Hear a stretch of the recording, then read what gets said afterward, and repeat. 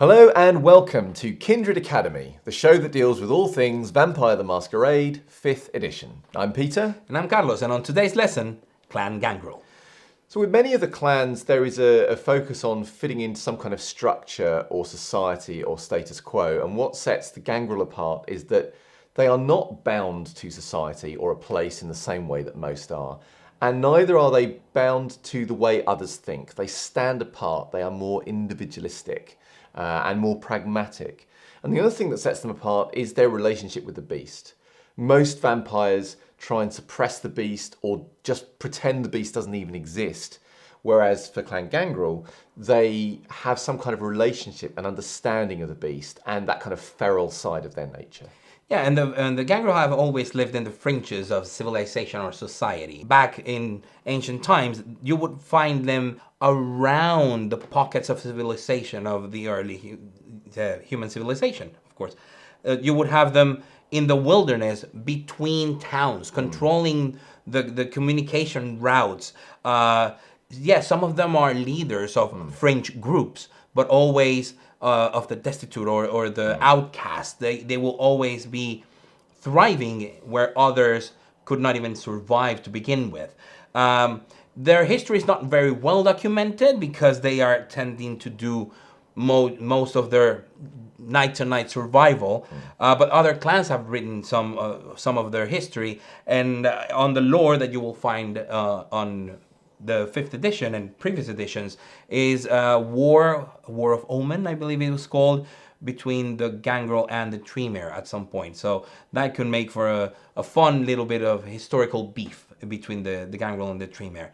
In modern nights, they're still outcasts and living in the fringes of society, and you will find them now in the suburbs or in the very rough areas where it is very difficult for other vampires to thrive, maybe because there's very little to feed upon, or maybe it's because there is very little cover from the sun whenever night ends. So we've mentioned this idea that the Gangrel can survive in places that other kindred can't and take advantage of that. And it's a well-known thing that the Gangrel are a tough clan. They can fight and they can endure difficult things. And what enables them to do this are the gifts of the blood, the disciplines that they get. And these disciplines also give them other things that may be slightly less well known.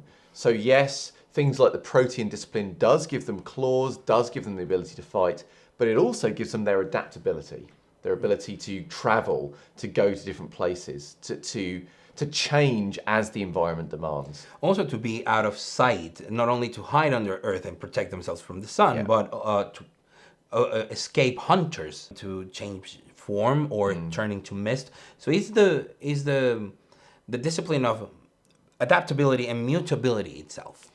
Now, they also have fortitude, which a lot of people think about because Gangrel are tough and they can take a beating with the best of them and that kind of thing. But it also feeds into their mental strength and their ability to hold their own, even if the majority are going a different way, or a very scary vampire is telling everyone to do something different.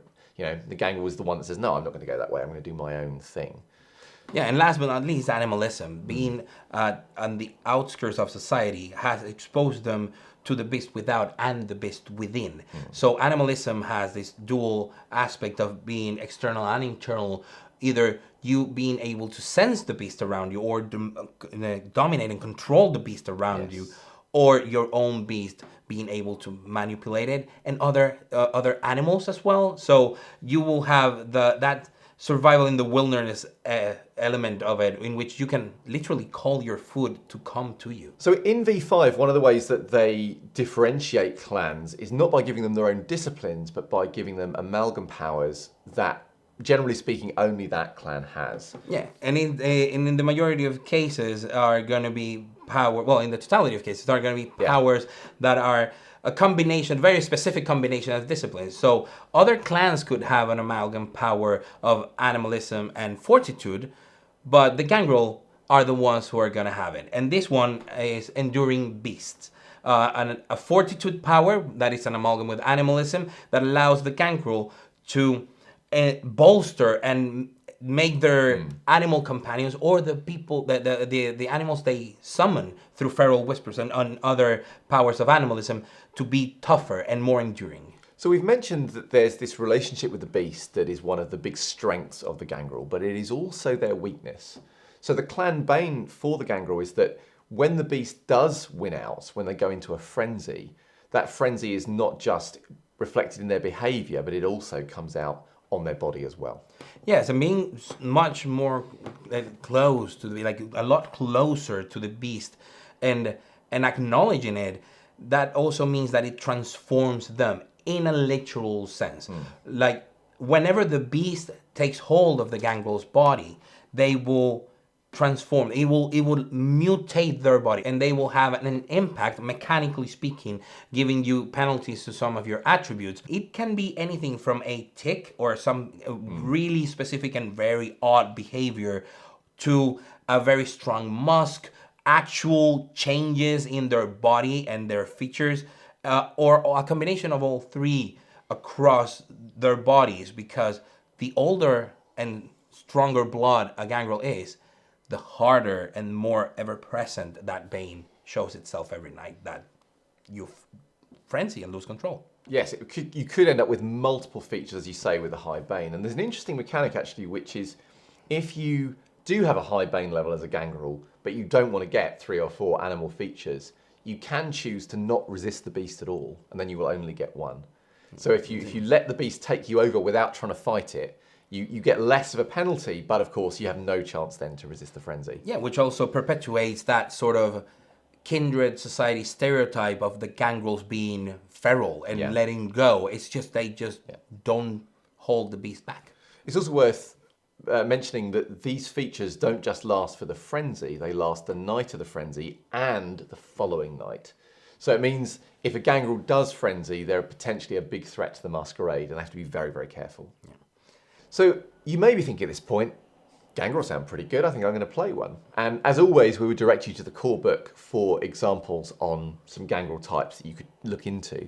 But we're also going to give you a couple of examples of our own. So the first concept that comes to mind is using the human first approach, in which we would have someone who is a journalist working for a pirate radio. So they're mostly people who are working in a very, first of all, the fringes of society, so to speak. Pirate radios, they have very specific agendas, and they have these causes that they usually follow. They are trying to uncover a truth or liberate a sort of train of thought, or maybe an ideal. So this particular character would be some sort of information gatherer or journalist for that pirate radio. And he would be living and surviving in those fringes of society in which other kindred don't want to be trapped. That's media that could go out, but also there's very little influence from things like City Hall and other places. So you could take advantage then of your powers of the blood, specifically animalism and protein, to gather information and get animal spice or meld with earth while a conversation between dodgy parties is taking place in a park. So another concept, which has got a slightly more sort of social angle to it, is a Gangrel that is a drag queen. And this is thinking about it really from a thematic approach of what do you want to explore in the game. So this is a character who is not on the fringes. They are right in the middle of court in Vampire Society, but they are not sort of fitting in seamlessly into the court. They are very much standing apart, standing alone, and making their own statement. And obviously being a Gangrel, they have the kind of the necessary strength of will and strength of character to be in their own little island within the court and hold that island effectively. Yeah, and also you have the rationale, why would a Gangrel go for a drag queen? And they are people who in our society, it's a tough environment, and it's a tough thing. So these are people that are already very resilient by nature, so that could be drawing them. And of course, they're fabulous. Yeah. We need more fabulous Gangrels outside. More fabulous Gangrel, please. So now that we have discussed some of these concepts, it's time for you to get on your homework. Leave us in the comments below any of your Gangrel concepts, anything you have played or would like to play, and we will have a very beautiful list of amazing Gangrel characters. In the meantime, make sure to like and subscribe, hit that bell notification, and we will see you on the next lesson. Bye. Bye.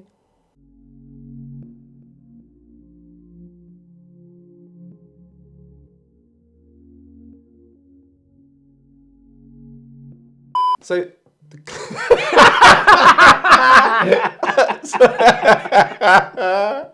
I could see it coming.